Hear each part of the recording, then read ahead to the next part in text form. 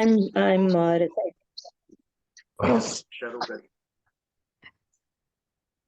अयम निज परो वेत्ति गणना लघु चेतसाम् उदारे चरितारं तु वसुदैव कुटुम्बकम्। ओम स्वस्ति न इंद्रो वृद्धश्रवाः स्वस्ति नो पूषा विश्ववेदाः स्वस्ति नस्तार्क्ष्यो अरिष्टनेमि स्वस्ति नो बृहस्पतिर्दधातु। ओम शांति शांति शांति शांति शांति। शांति। जय श्री कृष्ण। पहला भजन के ब्रह्म निर्वाण लगी Pragya ji. Very nice very nice. हाँ कलाबेन भजन शुरू करिए। हाँ जी, जय श्री कृष्ण। गुरु भजन છે। આપણને ગીતાનું શ્રીમદ ભગવદ ગીતાનું જ્ઞાન આપનાર બીજલભાઈને વંદન।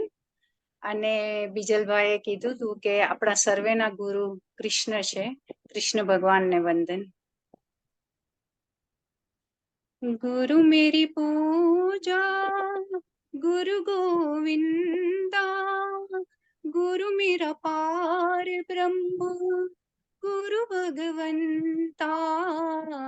गुरु मेरी पूजा गुरु गोविंदा, गुरु मेरा पार ब्रह्म गुरु भगवंता। यत्र योगेश्वर कृष्ण यत्र पार्थो धनुधर तत्र श्री विजयो भूति ध्रुव नीतिमति माम। गुरु मेरा ज्ञान हृदय में ध्यान गुरु गोपाल पुर भगवंता। गुरु ब्रह्मा गुरु विष्णु गुरु देव गुरु महेश्वर गुरु साक्षात् परम ब्रह्म। हरि ओम तत्सत् हरि ओम तत्सत् हरि ओम तत्सत्। गुरु मेरी पूजा गुरु गोविंदा, गुरु मेरा पार ब्रह्म गुरु भगवंता। जय श्री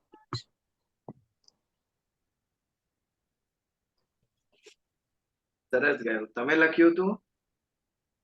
અમારા બીજલભાઈ તમારી પહેલા અમે ભગવદ ગીતાના ક્લાસ પાર્લામાં કરતા હતા, રેણુકા બેન કરીને હતા, એમને Okay. અમને આ ગુરુનું ભજન આપ્યું હતું। અરે વાહ સરસ। શ્લોક એમાં હતો જ પહેલે ત્યાં યત્ર યોગેશ્વર કૃષ્ણ। એમને પણ એડ કર્યો હતો, એટલે અચ્છા એમને પણ એડ કરેલો। બરાબર। એટલે જ મને લાગ્યું આ કોઈએ બનાવ્યું। એડ કરેલો હતો એમને। યસ સરસ એમને પણ બહુ તમારા જે સરસ। નોલેજ જ્ઞાન હતું તો આ બધું કરી શકતા હતા। Definitely definitely. चलिए हमारी आध्यात्मिक यात्रा कंटिन्यू करते हैं। श्रीमद् भगवत गीता अध्याय 7 ज्ञान विज्ञान योग। हमारे में कहावत है ना, चमत्कार को नमस्कार। जब गुरु शिष्य को चमत्कार बताता है, जब भगवान भक्त को चमत्कार बताता है, तब वो नमस्कार करते हैं उसको, शिष्य और भक्त। तो इस अध्याय में भगवान कृष्ण अर्जुन को मैं कौन हूं अर्थात भगवान कौन है ये समझा रहे।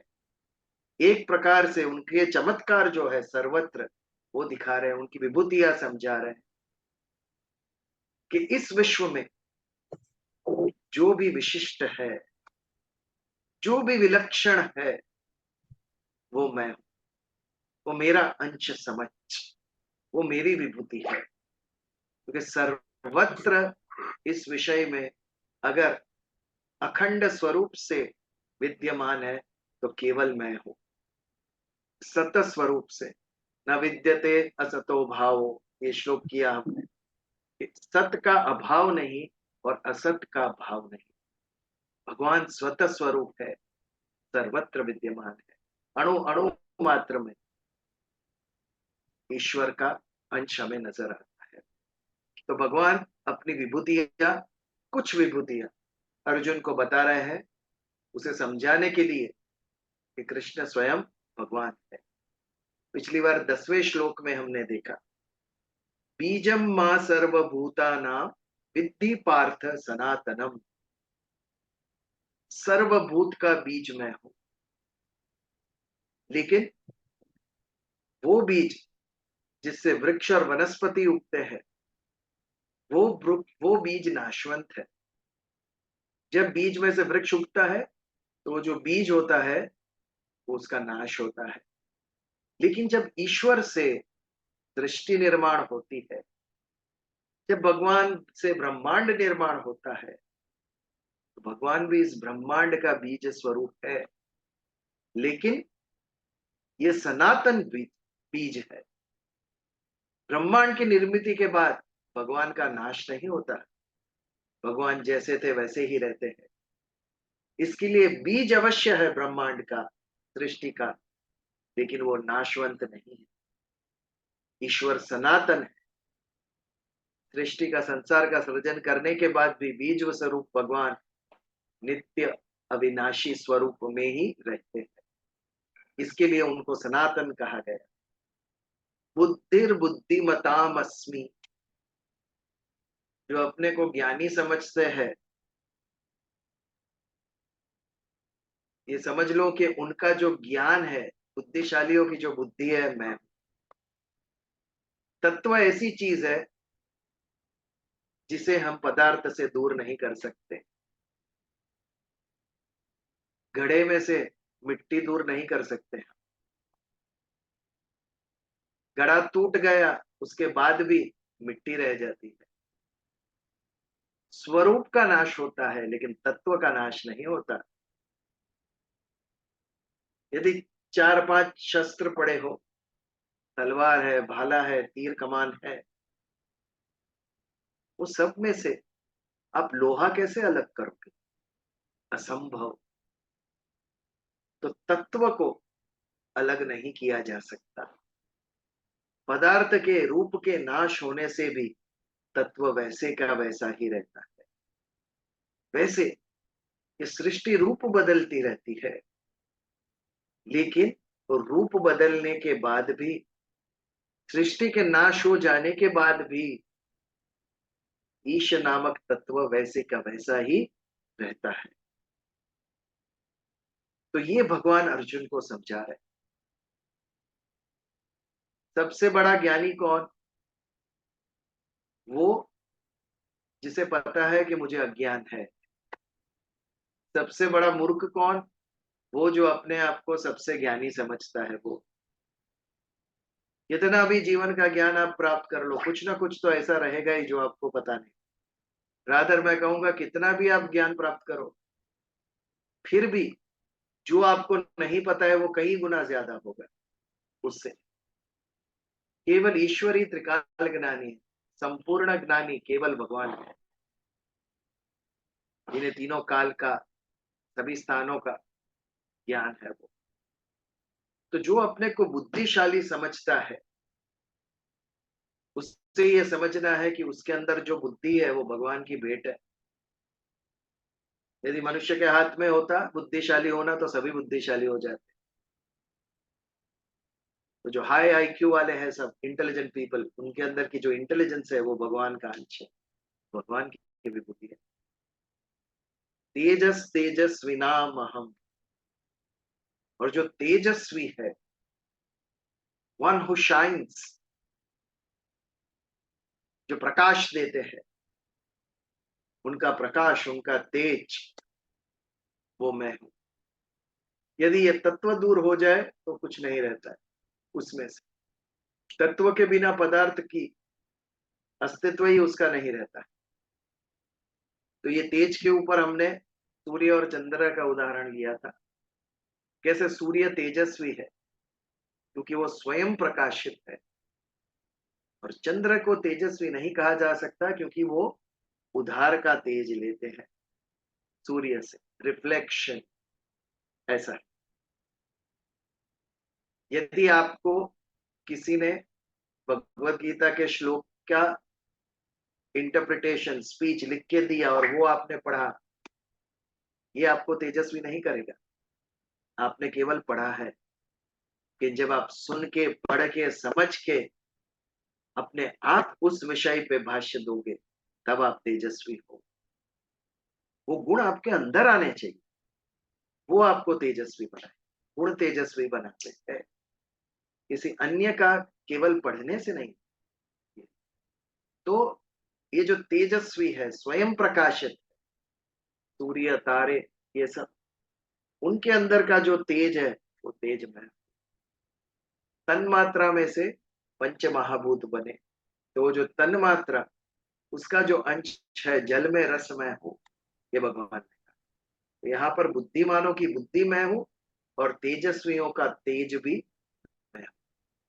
तो यही बात आगे 11वें में भी भगवान कंटिन्यू करते हैं, और कुछ उनकी विभूतियां हमें समझाते हैं।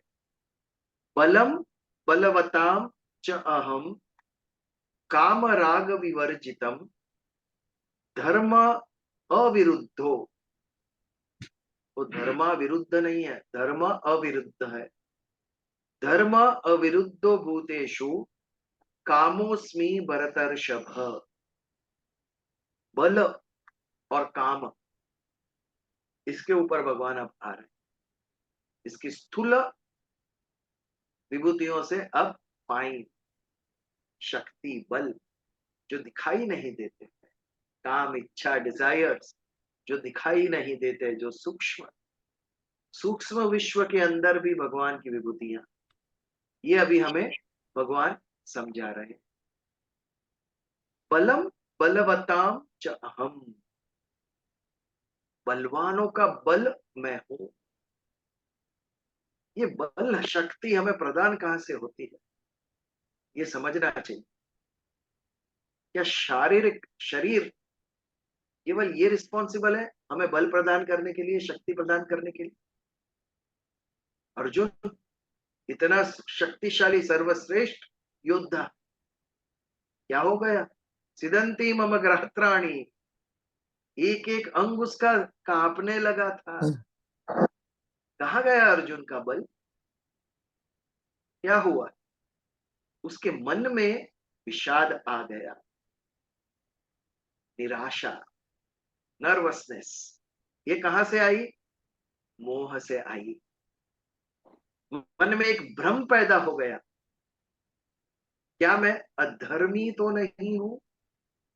क्या मैं शास्त्र से विरुद्ध कार्य तो नहीं कर रहा हूं? जैसे ही ये भाव मन में आया, मोह उत्पन्न हुआ। राधा, मोह उत्पन्न हुआ, इसके लिए ये भाव आया, धीरे स्वजन, मेरे भाई, मेरे दादा, मेरे गुरु, कैसे मारूं उनको? जैसे ही ये मोह उत्पन्न हुआ, ये मन में प्रश्न हुआ, कहीं ये अधर्म कृत्य तो नहीं? जैसे ही ये भाव मन के अंदर आया, उसकी बुद्धि से उसे लगा कि ये जो मैं कर रहा हूं वो अधर्म है। वैसे ही उसके अंदर निराशा ने प्रवेश किया, और ये निराशा आने से, विषाद आने से क्या हुआ? उसके शरीर का सारा बल चला गया, कांपने लगा, सिर पे हाथ दे के रथ के बीच में बैठ गया और आंखों से अश्रु आ रही है। मुझसे युद्ध नहीं होगा। हाथ में से गांडीव, धनुष्य बाण भी गिर गया।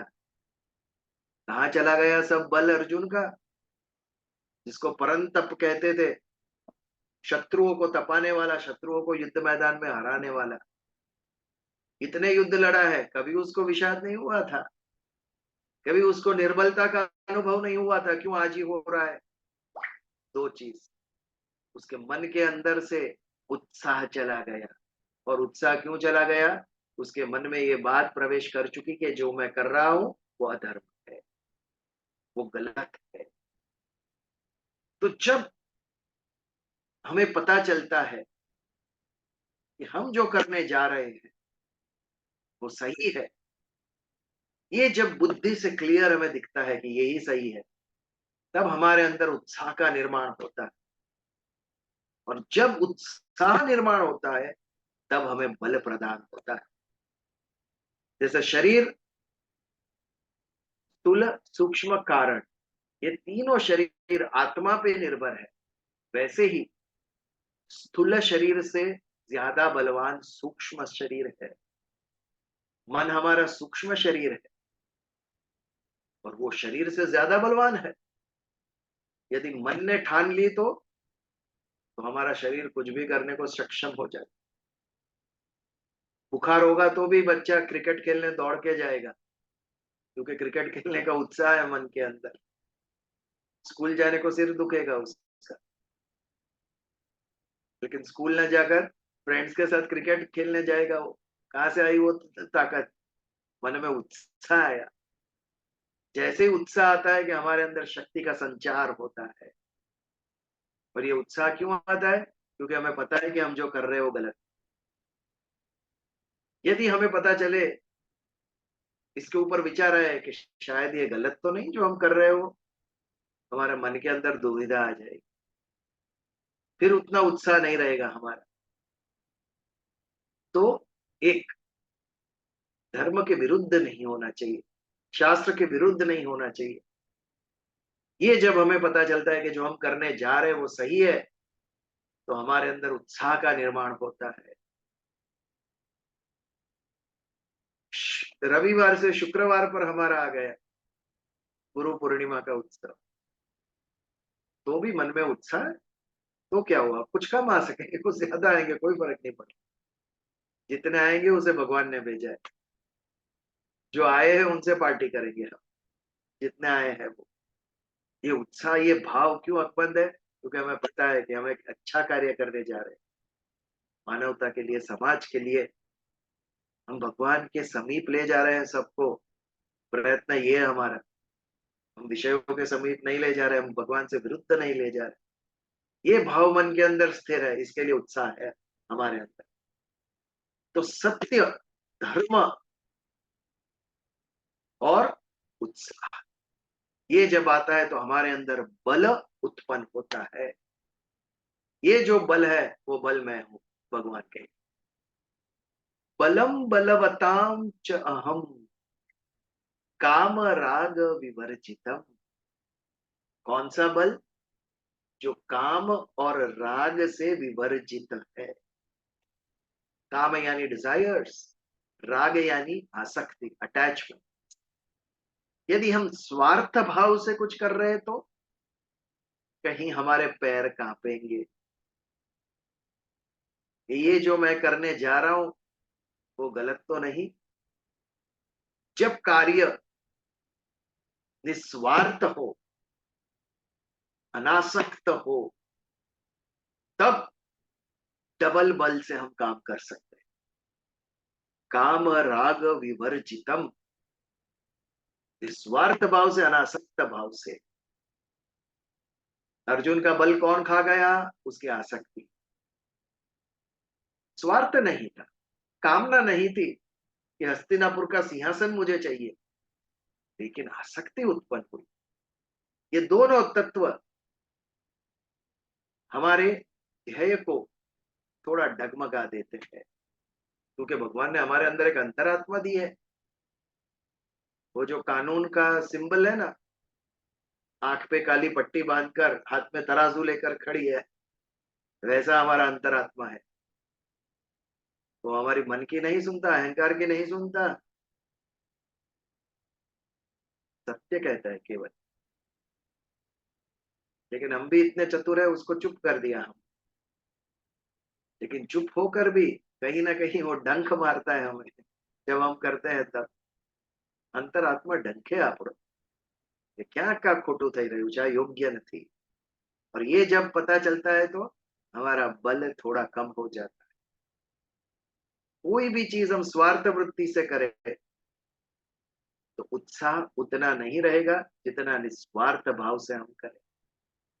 जितना अनासक्त भाव से करेंगे तो हमारे अंदर फल की अपेक्षा नहीं रहेगी, और ये फल की अपेक्षा स्ट्रेस उत्पन्न करती है।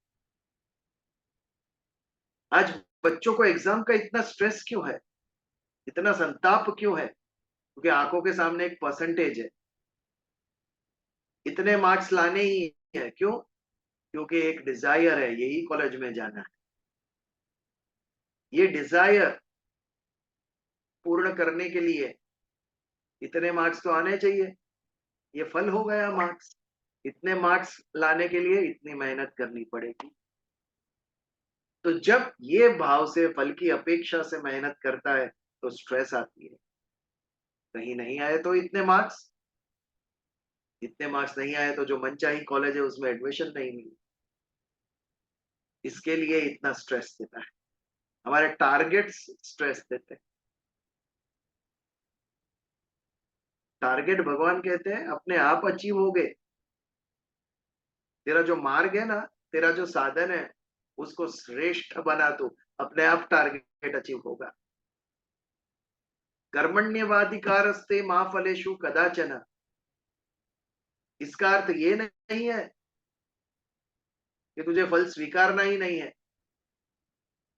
इसका हेतु ये है कि फल की अपेक्षा से कर्म नहीं करना है। फल तो मिलेगा ही तेरे को, बट इट डिपेंड्स कि तेरा कर्म कैसा है। कर्म के ऊपर, साधन के ऊपर भगवान ने ज्यादा ये दिया। आप यदि प्रेम से पढ़ाई करोगे, ध्यान देकर, तो अच्छे मार्क्स आने ही है, ये बात। तो जब हमारा ध्येय अनासक्त होगा, हमारा ध्येय निस्वार्थ होगा, तब हमारे अंदर उत्साह निर्माण होगा, हमारी अंतरात्मा सपोर्ट करेगी। सफलता विफलता सेकेंडरी हो जाएगी। सफल हो जाऊं या ना हो, लेकिन हम जो ये करने निकले हैं वो सत्य है, वो शुद्ध है, निस्वार्थ है, अनासक्त है। सफलता मिले ना ये मिले, ईश्वर तेरे पे है, लेकिन वो कर्म जब हम करेंगे तो हमारे अंदर शक्ति प्रदान होगी, हमारे अंदर उत्साह निर्माण होगा, क्योंकि वी आर क्लियर हम जो कर रहे हैं वो सही कर रहे हैं। तो ये जो बलम बलवताम च अहम काम राग विवर्जितम, जिसके अंदर कामना और आसक्ति विवर्जित, चली गई है, जो निस्वार्थ भाव से, अनासक्त भाव से कर्म कर रहा है, उसके अंदर जो उत्साह और बल प्रदान होता है, उसके अंदर जो निर्माण होता है, वो मैं हूं। बलम बलवताम चाहम काम राग विवर्जितम। सभी का बल मैं नहीं हूं, जिसका स्वार्थ गया, आसक्ति गई है, उसी का बल मैं हूं। धर्म अविरुद्धो भूतेषु कामोस्मि भरतर्षभ। धर्म से अविरुद्ध यानी धर्मयुक्त। वो धर्म विरुद्ध नहीं है, धर्म से अविरुद्ध। धर्म से युक्त जो काम है, जो इच्छाएं है, विधि और निषेध, करने योग्य और नहीं करने योग्य, शास्त्रों ने लिस्ट दी है पूरी। ये कर्म करने चाहिए और ये कर्म नहीं करने चाहिए। तो जो धर्म के विरुद्ध नहीं है, यानी धर्मयुक्त है, ऐसे कर्मों की इच्छा यदि आपको होती है, आज हम लघु रुद्र कराएंगे, आज हम यज्ञ कराएंगे, आज हम व्रत उपवास रखेंगे, यदि ऐसे कर्मों की यदि कामना है, कामोस्मि, तो ये जो कामना आपके अंदर होती है, धर्मयुक्त कर्म करने की कामना, इच्छाएं, जैसे धर्म ने आदेश दिया है, उस आदेश के मुताबिक यदि आपको अच्छे कर्म करने की यदि डिजायर होती है, कामना होती है, तो वो मैं हूं। लेकिन हमारे मन में कैसी कैसी कामनाएं होती है। हमारे मन में सांसारिक सुख भोगने की कामना सबसे ज्यादा होती है, क्योंकि ये जो इंद्रिय है, भगवान ने 5-5 दी, वो भी मनुष्य को। किसी जीव को 1 इंद्रिय है, किसी को 2 है, किसी को 3 है। सब परीक्षा मनुष्य की ही ले रहा है भगवान। एक तो संसार को विषयों से भर दिया, और 1 नहीं, 2 नहीं, 3 नहीं, इंसान को 5-5 इंद्रियां दी। 5-5 इंद्रिय पांचों दिशा में विषय ढूंढते रहते हैं संसार से। कि कहाँ मन हमारा आएगा वापस धर्म के ऊपर। कितना कठिन। यही तो गुरु का रोल है ना, यही तो भगवान का रोल है। भगवान कृष्ण कौन थे? ग्वाले थे, गाय चराने जाते थे। भगवान यीशु क्रिस्त, जीसस क्राइस्ट, वो कौन थे? वो शेपर्ड थे, भेड़ बकरियां चराने जाते थे। ये गाय चराना, भेड़ बकरियां चराना अर्थात क्या? वो चारा चरते चरते कहीं दूर ना निकल जाए, इसके लिए डंडा रहता था उनके पास। जैसे ही गाय भटकने लगे, डंडा मार के वापस उसको ही लेके आते थे। भेड़ बकरियों रास्ता दिखाते। जीसस क्राइस्ट कृष्ण, इनको ग्वाले की क्यों उपमा दी गई? प्रतीकात्मक होगा शायद। ये हमारा मन भी गाय बकरी भेड़ जैसा है, शीप जैसा। दिन भर चारा ढूंढता रहता है और भटक जाता है। तब भगवान एक डंडा लेकर आते हैं और हमारे मन को भटकने से वापस सत्य के मार्ग पर खींच कर लेके आते हैं। भगवान सब जगह नहीं पहुंच सकते, इसके लिए कहीं कहीं उन्होंने गुरु रख दिए। जरा हमारा कष्ट कम करो आप गुरु। सभी शिष्यों का मन पकड़ के वापस धर्म के ऊपर लेकर आओ।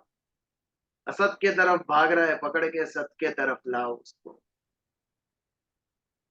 इसके लिए भगवान कृष्ण ग्वाले थे।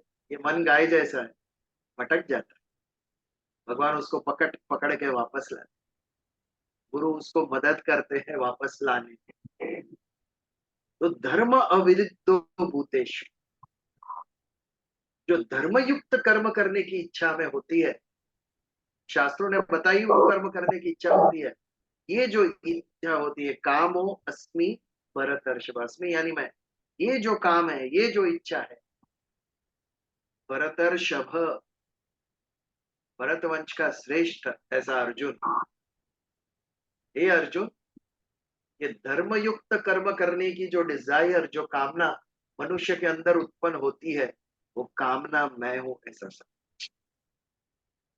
बलम बलवता चाहम काम राग विवर्जितम। तो निस्वार्थ भाव से, अनासक्त भाव से आप कर्म करने की जो उत्साह, प्रेरणा और बल आप में उत्पन्न होता है, वो बल मैं हूं। और धर्मयुक्त कर्म करने की जो इच्छाएं आपको होती है, आगे की लाइन में इच्छा का त्याग, लेकिन कौन सी इच्छा? स्वार्थ है। यहाँ पर इच्छाओं का स्वीकार, ये इच्छा मैं हूं भगवान कहते हैं। क्यों ये इच्छा मैं हूं? क्योंकि ये धर्मयुक्त है, इसके लिए मैं हूं। क्यों धर्मयुक्त कर्म करने चाहिए? कल्याण, हमारा कल्याण उसमें है, हमारा सुख उसमें है, हमारा आनंद इसमें है। यदि धर्म के विरुद्ध अयोग्य कर्म करेंगे तो दुख, अंत में दुख है। आरंभ में लगेगा आपको कि हम इससे सुखी होंगे, लेकिन अंत दुखी। तो धर्म विरुद्धो भूतेषु कामोस्मि भरतर्षभ। ये था हमारा 11वां श्लोक। इस श्लोक के ऊपर कोई प्रश्न, चर्चा?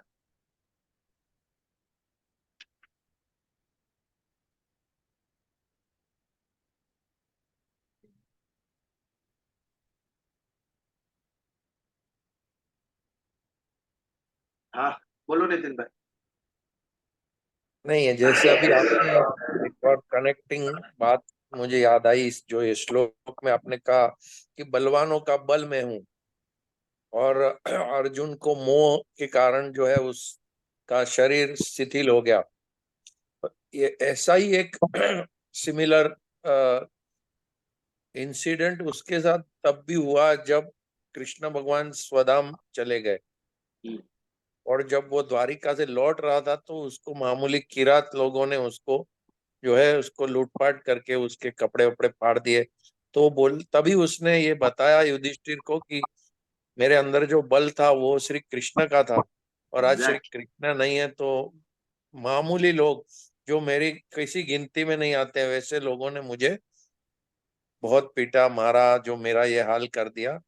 तो that is what I thought when you are trying to explain yes. This another incident. और उसमें उस समय जैसे आपने कहा उत्साह, उत्साह, तो उस समय जब वो कृष्ण जी स्वधाम चले गए थे तो उसमें कोई उत्साह भी नहीं था अर्जुन में। और ये भी बात है कि उसके पास बल भी, जो कृष्ण भगवान ने उसको प्रदान किया था, वो बलहीन हो गए थे उस वक्त। तो very ordinary people could defeat him. Definitely. हमारा मन जो होता है वो हमें बल प्रदान करता है। जब युद्ध के मैदान पे, सॉरी। और कोई बोल रहा था कुछ, युद्ध के मैदान पे जब सेनापति की मृत्यु होती है तो सारा सैन्य तितर बितर हो जाता है। एक सेनापति के मरने से इतने हजारों लाखों लोगों को क्या हो गया। पानीपत की लड़ाई में जो पेशवा थे, उनका 18 साल का लड़का विश्वास राव, उनको एक गोली लगी और उनकी मृत्यु हुई। जैसे ही ये खबर सैन्य में फैली कि कुछ ही घंटों में मराठे लोग हार गए पानीपत का युद्ध, आधे दिन में, दोपहर तक तो हार गए, तब तक जीत रहे थे वो। सोचो, हमारे ये जो शरीर में शारीरिक बल है वो कहाँ पर डिपेंडेंट है, वो माइंड के अंदर डिपेंडेंट। यही बात इधर है कि जब मन में ईश्वर को आप प्रस्थापित करोगे, मन से मेरे साथ है भक्त, तो अपने आप आपको बल प्राप्त होगा। फिर आप विश्व पे निर्भर नहीं रहोगे। कोई आए ना आए, यही सही मार्ग है और मैं इसके ऊपर चलूंगा, ये भाव आपके अंदर आता है। ये आपको प्रेरणा देता है जब आपको पता चलता है कि ईश्वर मेरे साथ है। ये अनुभूति का विषय, बोलने समझने का विषय नहीं है, समझने से आगे एक अनुभूति का विषय है। समझ तो हम सब गए, लेकिन अनुभूति करने के लिए बहुत ऊंडी छलांग लगानी पड़ती है, तब जाके वो अनुभूति होती है हमें। और वो एक बार हो गई, फिर नथिंग कैन स्टॉप अस। हमारे संत कितने कितने जुड़े हुए थे, इतनी विपदा आई उनको, इतने कष्ट आए। आप इमेजिन करो, वो सब सांसारिक दुख उनको आए। अब ज्ञानेश्वर पिक्चर देखना, 2-3 आ गए, एक मराठी भी था और हिंदी भी थे। इतने छोटे बच्चों को क्या दुख सहन करना पड़ा है, पर कोई फर्क नहीं पड़ा उससे, बिकॉज वो ईश्वर के साथ युक्त हो गए थे सब। तो भगवान बल है हमारा, मन के अंदर उसको प्रस्थापित कर दिया तो उत्साह निर्माण होगा मन के अंदर।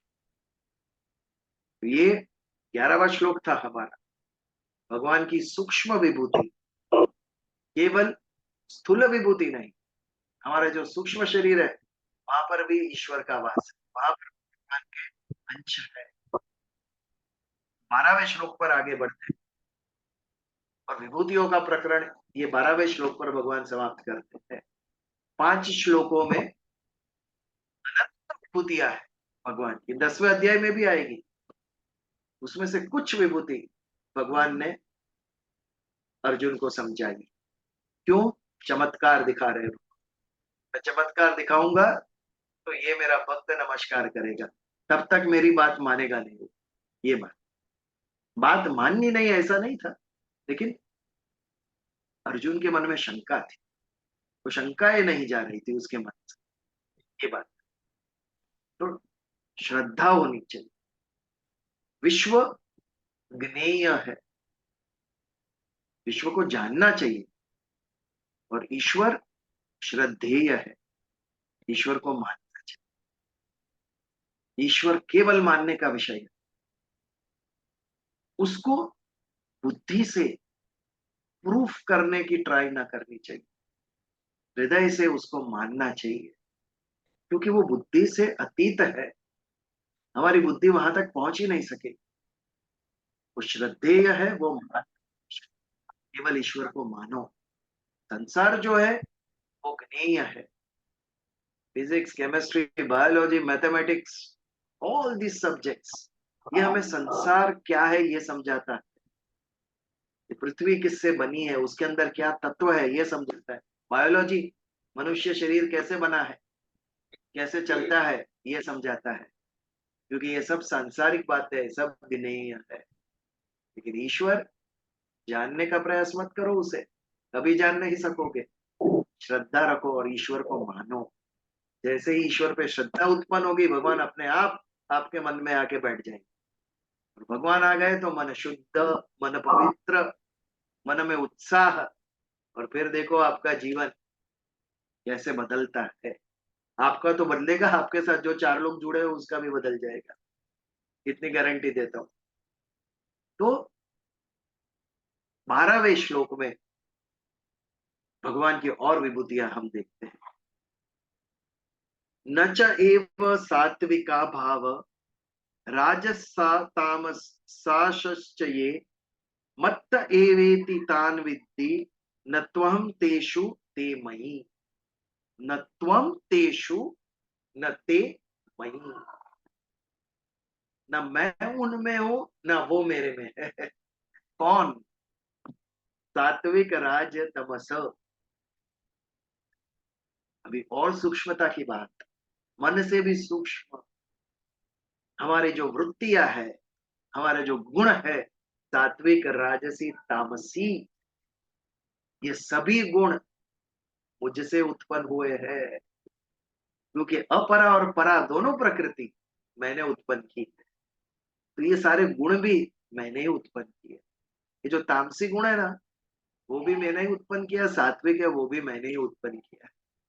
यदि तू सात्विक भाव से जिएगा तो मैं तुझे स्वर्ग के स्वरूप में मिलूंगा, और तामसी भाव से जिया तो नरक के स्वरूप में भी मैं ही मिलूंगा तुझे। वो तो जो नरक में यातना भोगत रहा है, यहाँ पर दुख भोग रहा है, वो भी मैं हूं। क्यों? You decided, you chose. मैंने तो तेरी थाली में दोनों तीनों भाव रखे, तूने सात्विक की जगह तामसी और राजसी उठाए, तो अभी पेट दर्द भी तुझे होगा और सिर दर्द भी तुझे होगा। प्रकृति का नियम है ये, तूने जो उठाया वो तुझे मिलेगा। बट ये तीनों भाव मैं हूं, तीनों भाव मैं हूं, लेकिन ना मैं इन तीनों भाव में हूं, ना ये तीनों भाव मेरे अंदर है। एक विनाशशील प्रकृति और एक अविनाशी ईश्वर। यदि ईश्वर ये प्राकृतिक भावों में होते तो ईश्वर भी नाशवंत हो जाते हैं, क्योंकि प्रकृति नाशवंत है, ये 3 भाव प्रकृति से उत्पन्न हुए हैं। लेकिन ईश्वर तो अविनाशी है, अगर प्रकृति में जुड़ गए तो वो भी नाशवंत हो जाएंगे, बट ऐसा नहीं होता है। अर्थात ईश्वर प्राकृतिक भावों में नहीं है। वैसे ही ये प्राकृतिक भाव सत्व रजतम, ये भी भगवान के अंदर नहीं है। भगवान अविनाशी है, यदि ये 3 भाव भगवान के अंदर आ गए तो ये भी अविनाशी हो जाएंगे। लेकिन ऐसा होता नहीं है, ये तो नाशवंत ही रहते हैं। ये सिद्ध करता है न त्वम अहम तेषु न ते मयि, न मैं उनमें हूं न वो मेरे में है। ये कैसे संभव है? भगवान आपसे ही उत्पन्न हुए ये तीनों, तो क्या हुआ? तत्व स्वरूप से मैं हूं। आज माता पिता से एक संतान उत्पन्न होता है, तो क्या संतान के अंदर माता पिता होता है? नहीं होते। और क्या माता पिता के अंदर संतान होता है? नहीं होते हैं। तो क्या होता है? 98% डीएनए होता है, दोनों का सेम। ये जो डीएनए है वो तत्व है, भले ही दोनों एक बीजे में ना हो, दोनों एक दूसरे में नहीं हो, लेकिन उनका तत्व अंदर एक कॉमन है। तो ये जो परा प्रकृति और अपरा प्रकृति, जड़ और चैतन्य, ये दोनों के अंदर मेरा अंश है। वो दोनों को मैंने ही उत्पन्न किया है, लेकिन ना मैं उसमें हूं ना वो मेरे में है। उत्पन्न मैंने किया है, लेकिन मैं उसमें नहीं हूं और ना वो मेरे में है। ये चैव सात्विका भाव राजसास तामसाश्च ये, तीनों भाव सात्विक राजसी तामसी। आगे हमने देखा कैसे हम प्रोग्रेस कर सकते हैं, तामसी में से राजसी और राजसी में से सात्विक। तामसी भाव को राजसी से मारना है और राजसी भाव को सात्विक से मारना है। और अंत में गुणातीत। भले सात्विक हो, लेकिन यह है प्रकृति का अंश, बांधने वाला है। भगवान कहते हैं एक मैं हूं और एक मेरे प्रकृति है। यदि तू प्रकृति के साथ जुड़ गया तो तेरा विनाश, यदि मेरे साथ जुड़ गया तो तेरा कल्याण। ज्यादातर लोग प्रकृति के गुणों के साथ ही जुड़ते हैं, लेकिन उसको उत्पन्न करने वाले ईश्वर के साथ नहीं जुड़ते। ये भाव हम पे हावी हो जाते हैं और इससे हम इतना सुख प्राप्त करते हैं कि इससे ऊपर हम देख ही नहीं सकते। यदि हमने देख भी लिया कि ये गलत है और वो सही है, तो भी मन मानने को तैयार नहीं है। मन कहता है भले हो, हमको ये सुख की अनुभूति करनी है। बुद्धि समझती है ईश्वर से जुड़ना चाहिए, मन को भी पता है ईश्वर से जुड़ना चाहिए, लेकिन मन can not control. I want to enjoy life, मुझे संसार के साथ जुड़ना है और संसार से मिलने वाले जो आनंद है वो लूटने हैं मुझे। भगवान कहते हैं तथास्तु, पुनर्जन्म, जन्मों जन्म आता रहे तू और गोल गोल घूमता रहे। अंत काले जो तेरी वृत्ति होगी वैसा भाव मैं तुझे दूंगा। तुझे जो चाहिए इस जन्म में ये नहीं मिला, ठीक है, अगले जन्म में ले ले, वो ले ले, लेकिन जन्म निश्चित। पुनः वही साइकिल, सुख और दुख, सुख और दुख, सुख और दुख आएंगे और जाएंगे, भुगते रहो दोनों चीज। यदि कल्याण करना है तो भोग को साइड पे रख और योग के मार्ग पे चलना सीख।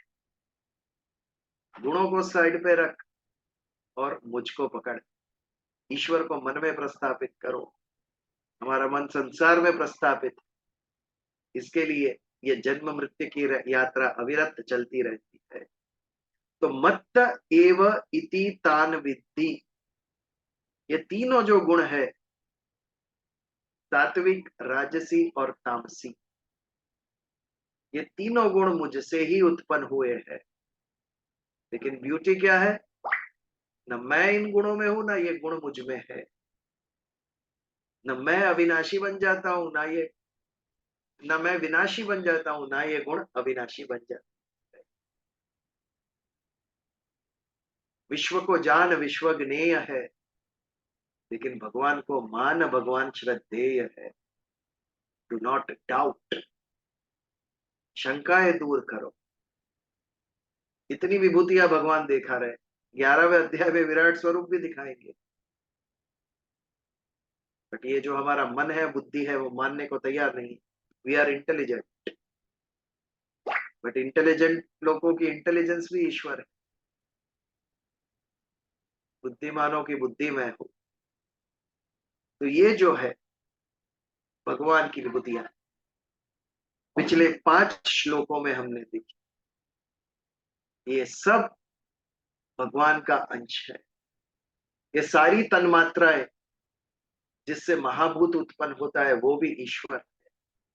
इन 5 श्लोकों का निष्कर्ष क्या, 2 शब्द, वासुदेव सर्वम। सब जगह पर ईश्वर है, अणु अणु में ईश्वर है।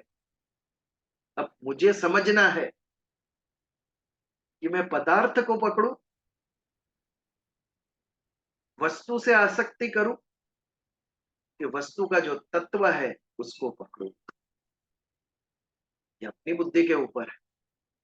हम अपने मन पे कितना लगाम लगा सकते हैं उसके ऊपर है। बुद्धि लगाम है और हमारी इंद्रिया अश्व जैसी है, तो हर एक दिशा में भाग रहे। बुद्धि की लगाम लगानी पड़ेगी उसके ऊपर। पदार्थ के तरफ जो भाग रही है उसे वहां से पकड़ के तत्व के तरफ लगानी पड़ेगी। संसार की तरफ जो बुद्धि हमारी दौड़ रही है उसको पकड़ के ईश्वर की तरफ लगानी होगी। तब कल्याण होगा, तब सुखी होंगे, तब एक निर्मल उत्साह का अनुभूति होगी, एक शुद्ध आनंद जिसमें जरा भी आसक्ति की, स्वार्थ की गंध नहीं है, एक सुगंधित आनंद की अनुभूति। ऐसे ही कुछ भाव से शुक्रवार को हम मिलेंगे। जो भी आ सके मोस्ट वेलकम। आपके मित्र, पड़ोसी, संबंधी ऑल आर वेलकम, वसुधैव कुटुंबकम। यदि हम कहते हैं तो करके भी दिखाना पड़ेगा। वो भाव इन द राइट अर्नेस्ट हमारे अंदर डेवलप होना चाहिए। हमारी दृष्टि के अंदर ये भाव होना चाहिए कि ये सभी अपने है, कोई पराया नहीं। 99 कारण आपको मिलेगा किसी को छोड़ने के, लेकिन एक कारण होगा, वो एक कारण को देख के उसको पकड़ो, वो संबंध पकड़ो, वो एक कारण देख के। हम दो कारण देख के छोड़ देते हैं संबंध। 99 बुरा हो तो भी एक अच्छा है ना, पकड़ो उसे। वो एक कारण पकड़ के संबंध पकड़े रखो। यही जीवन है, और यही तो विशेष दृष्टि हमें दी है ना भगवान ने। रिलेशन। और कौन कौन सा जीव समझता है रिलेशन के अंदर? केवल मनुष्य समझता है। तो इसको निभाना पड़ेगा, दृष्टि बदलनी पड़ेगी, मन को उदार करना पड़ेगा। हाँ, उदार चरितारम तु वसुदैव कुटुंबकम, ये सिद्ध करेंगे तो शुक्रवार को 4 बजे प्रत्यक्ष मिलते हैं, 4 से 6:30। जिसको भी कुछ मनोभाव कहना है या कुछ गा के भगवान की पूजा सेवा करनी है तो मोस्ट वेलकम। और आज के ये 12वें श्लोक के ऊपर कहीं कुछ रह ना जाए, किसी के मन में कुछ होगा तो कह डालिए, किसी को कुछ शेयर करना हो या प्रश्न हो तो 12वें श्लोक के ऊपर सात्विक, राजसी और तामसी वाले। नहीं तो फिर ये प्रकरण का यहाँ पर हम समापन करके अगले मंगलवार से नया श्लोक। और यहाँ पर आज, हाँ बोलिए अमित। सॉरी, मैं तो अच्छी बात है। तो अगर तामसी स्वभाव भी जो हम में है वो भी प्रभु की वजह से है, हाँ जी। तो उसको कैसे हम जस्टिफाई करें? देन तो anybody will say no, I behave bad and it is not I am doing, it is all God within me making me do it. लेकिन इसके साथ भगवान ने बुद्धि भी दी है ना आपको, एक फिल्टर भी दिया है ना, जो अन्य किसी को नहीं दिया है। एक शेर बकरी को मारकर खा जाए चलता है, वो शेर है, पर तू तो मनुष्य है, तुझे तो बुद्धि, तुझे तो विवेक प्रदान किया है।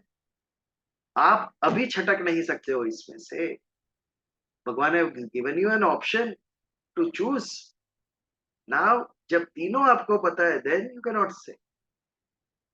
आपको पता नहीं था तब तक माफ, लेकिन मालूम हो जाने के बाद भी आपको गलती करो, वो माफी नहीं मिल सकती। बुद्धि दी ना आपको समझने के लिए तीन में सही क्या है, now you can not air. ये बात, क्योंकि हम प्रकृति से जुड़े हुए, इसके लिए ये तीनों भाव तो है ही हमारे अंदर। और हमारे पे विशेष कृपा की भगवान ने, एक स्विच दे दी मन के अंदर। कुछ गलत करो तो वो स्विच ऑन होती है। ये बात है, बुद्धि दी, विवेक दिया हमें, रिफर टू इट, उसको जागरूक करो। ये बात।